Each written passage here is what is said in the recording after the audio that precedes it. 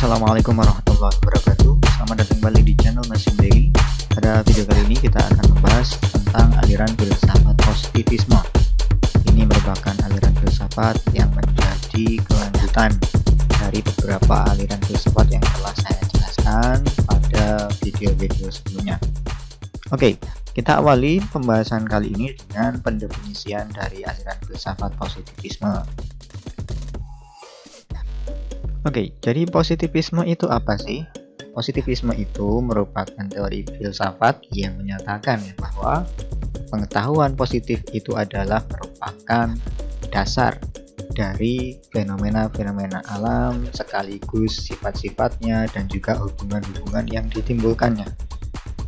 Dan yang namanya pengetahuan positif itu diturunkan atau berasal dari sensory experience, jadi berasal dari pengalaman, penginderaan gitu ya, kemudian diinterpretasikan melalui nalar dan logika manusia. Di sini peran akal juga diakui, yang akan membentuk satu-satunya pengetahuan otoritatif yang berdasar, ya artinya akan membentuk satu dasar atau sumber yang eksklusif dari seluruh pengetahuan yang bersifat otoritatif atau bisa dipertanggungjawabkan dan diakui kebenarannya. Maka di sini jelas ya perbedaan antara positivisme dan empirisme itu kayak apa.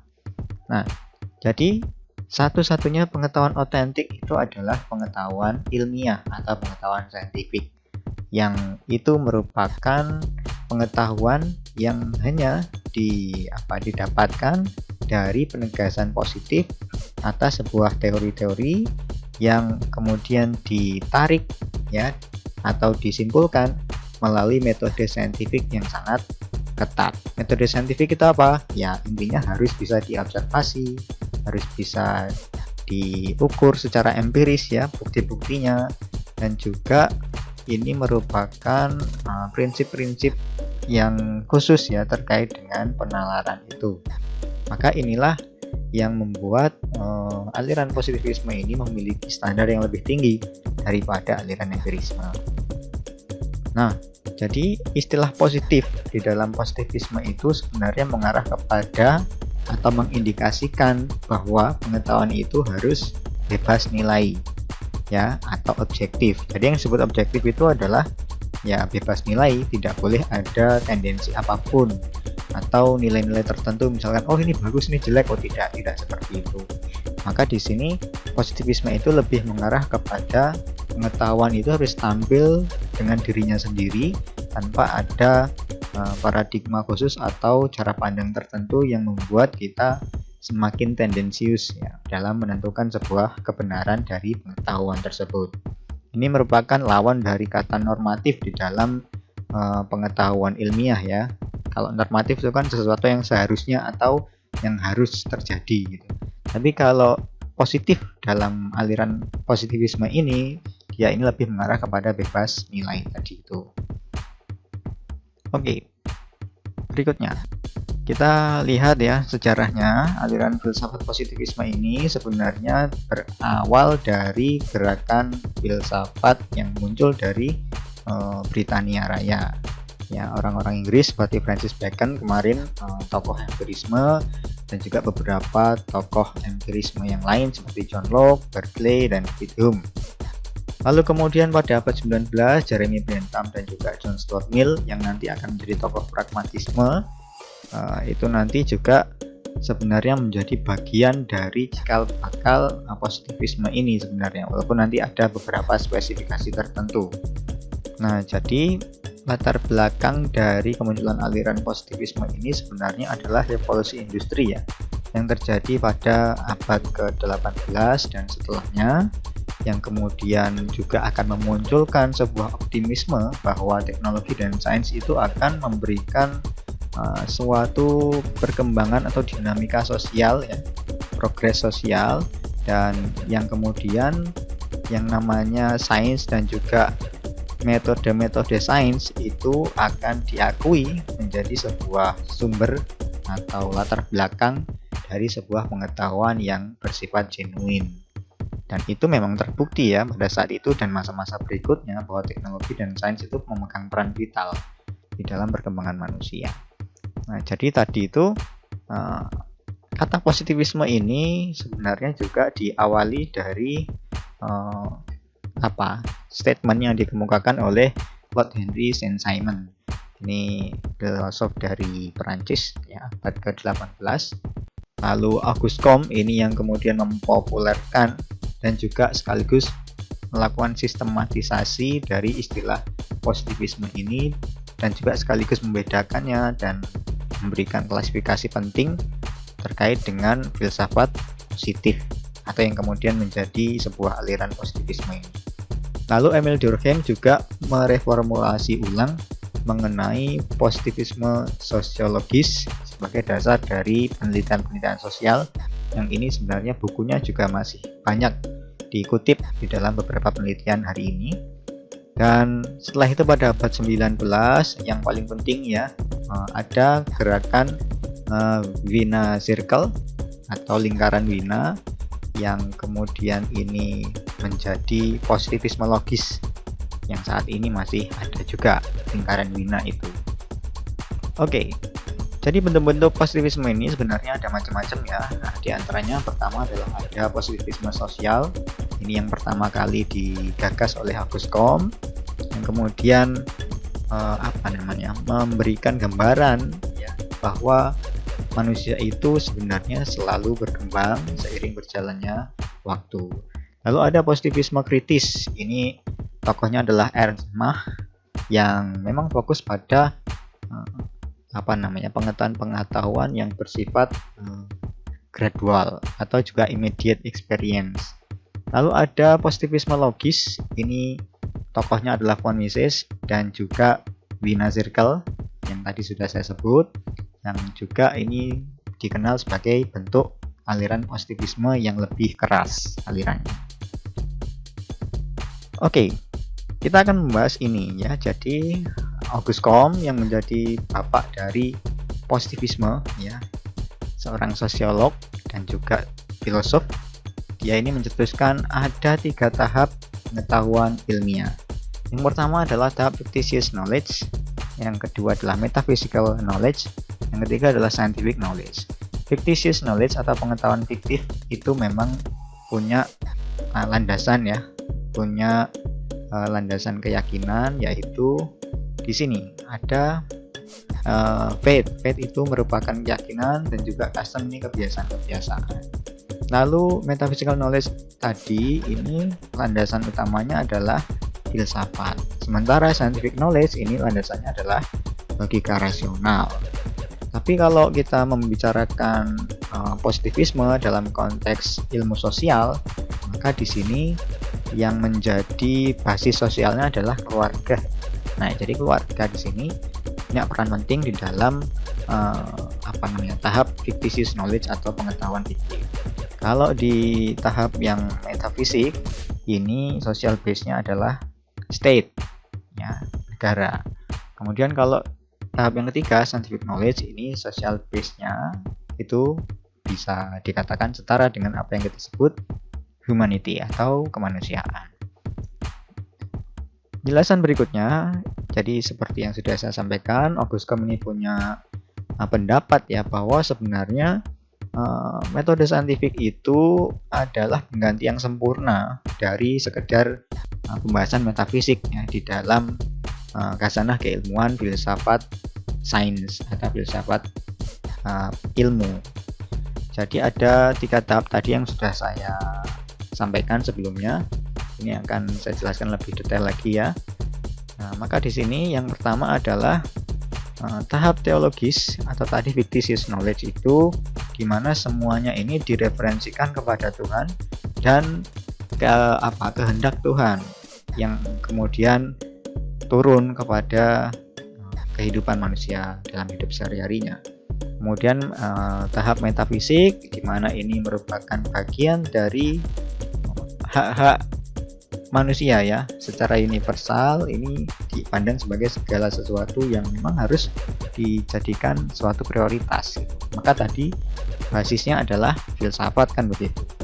Nah, kemudian ini tahap yang ketiga adalah tahap positif, di mana semua hak-hak hidup manusia ini lebih penting daripada kemanusiaan itu sendiri. Maka di sini Aguskom percaya sesungguhnya metafisika dan juga teologi itu sebenarnya memang sudah selayaknya diganti dengan hierarki sains, ya, dari matematika sebagai prinsip dasarnya sampai kepada sosiologi pada puncak pencapaian dari filsafat itu sendiri. Tidak heran ya, karena memang Aguskom ini adalah seorang sosiolog. Oke, lalu 3 tahap pengetahuan ini dalam bahasa yang lebih sederhana ya bisa saya simpulkan gitu, bahwa yang pertama fictitious knowledge atau tahap fiktif atau tadi yang bersifat teologis itu.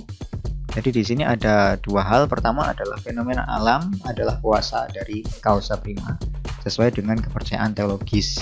Nah, dalam beberapa aspek keagamaan ini bisa diartikan sebagai sosok keberadaan Tuhan. Maka perkembangan manusia sesungguhnya juga sudah mengalami dinamika ya, dari dulu mempercayai animisme, kemudian politeisme, dan berlanjut kepada monoteisme, tidak mengenal Tuhan, mengenal banyak Tuhan atau sesembahan, kemudian mengenal satu Tuhan. Lalu tahap yang kedua adalah metafisik.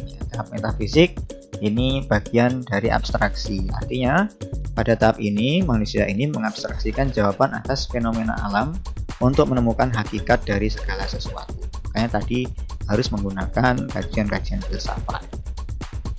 Lalu scientific knowledge ya, tahap ilmiah atau tahap positif. Di sini manusia sudah berupaya untuk menemukan hukum universal dari segala sesuatu melalui pendekatan ilmiah. Jadi ada observasi dan juga verifikasi di dalam penentuan kesimpulan dari sebuah kebenaran. Nah, jadi di sini ada 6 ajaran utama ya dari aliran positivisme. Pertama adalah naturalisme.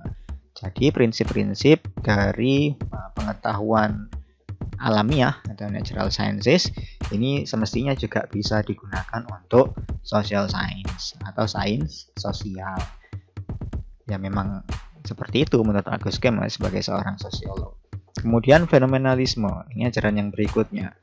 Jadi yang bisa menyediakan sebuah informasi yang valid itu hanyalah fenomena yang bisa diamati. Selama fenomena itu bisa diamati, maka dia bisa dipakai untuk menyediakan satu informasi yang valid. Itu fenomenalisme, tergantung fenomenanya.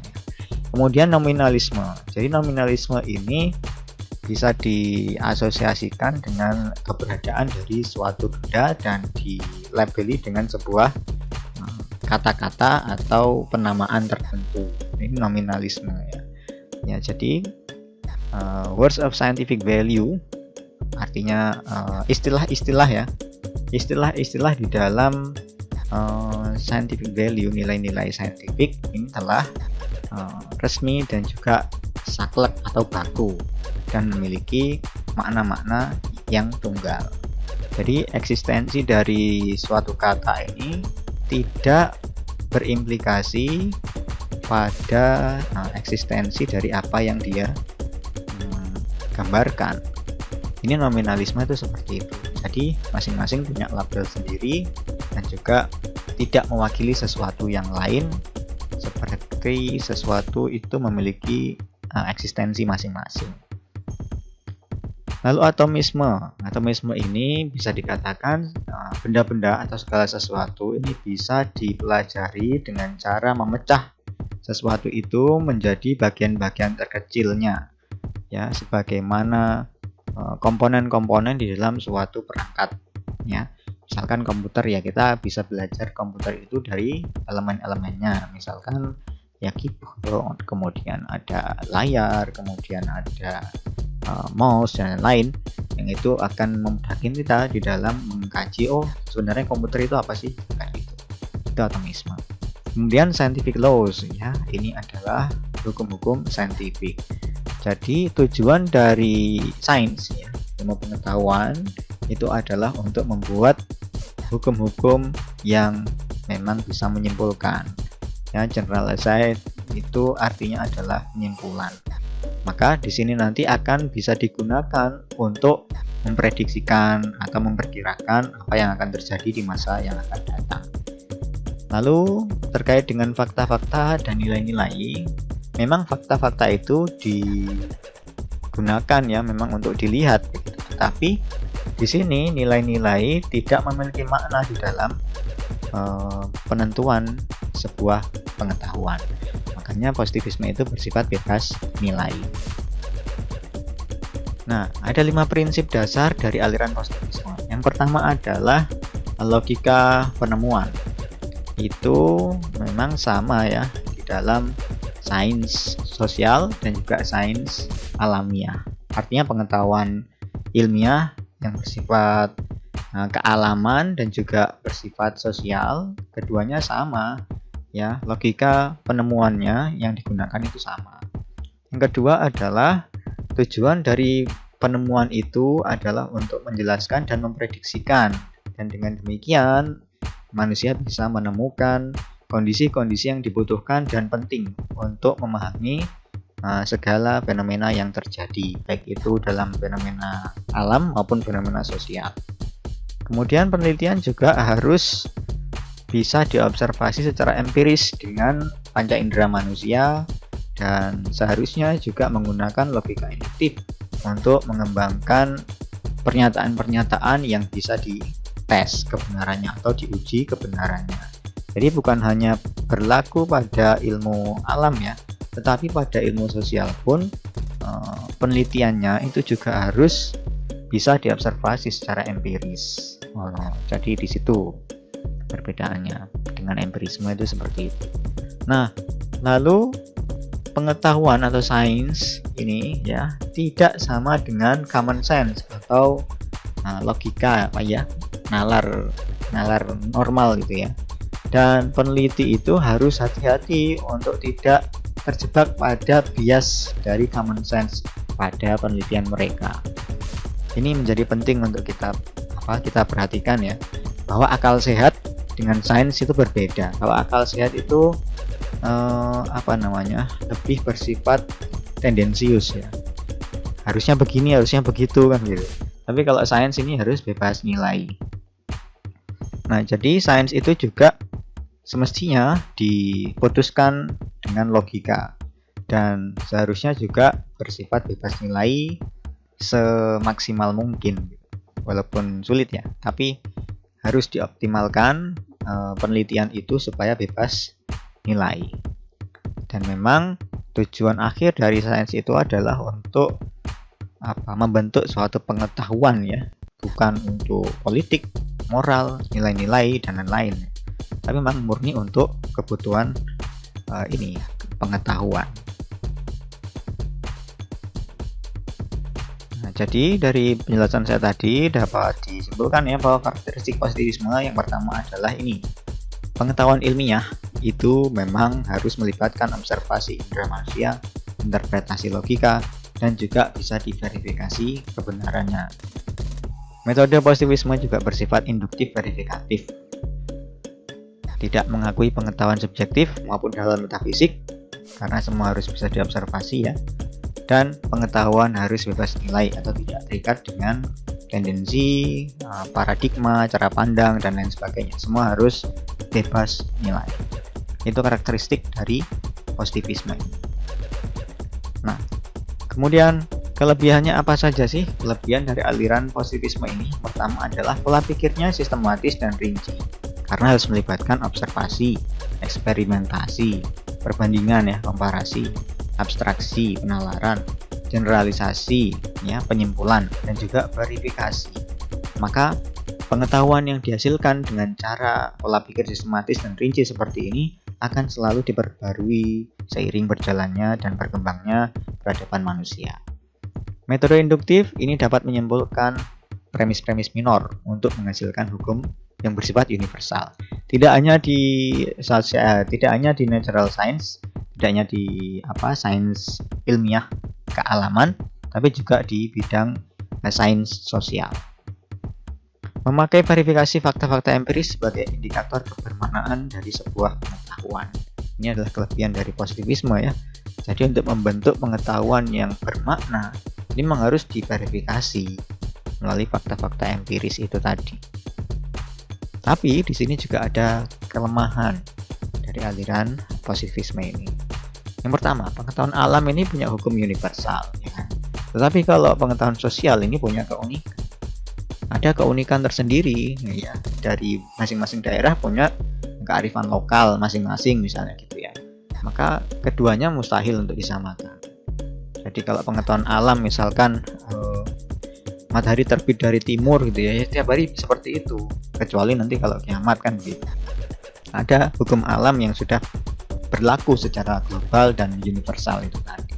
Tapi kalau di pengetahuan sosial kan tidak bisa. Misalkan kita makan mie kuah dimakan di Indonesia, itu ya seperti itu ya, makanya biasa aja. Tapi kalau di Jepang misalnya makan mie ramen ya harus diseruput kuahnya ya, dengan suara yang ya seperti itulah. Bayangkan sendiri ya, kalian ngeruput kuahnya mie ramen itu kayak apa suaranya, kan harus berisik gitu ya, dan memang harus habis. Tapi kalau di Indonesia makan mie ayam kemudian kuahnya banyak, kan kita nggak wajib menghabiskan.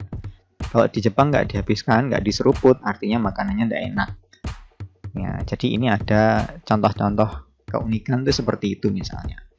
Lalu fakta sosial penuh bias, ini beda dengan fakta empiris, sehingga sulit menemukan universal law ya. Hukum yang bersifat universal ini sulit ditemukan di dalam sains sosial itu tadi, karena memang fakta sosial penuh dengan bias ya. Tanda jempol ya, kalian mengajukan jempol di Indonesia dengan di Turki, di Israel, di Brasil itu beda-beda maknanya ya.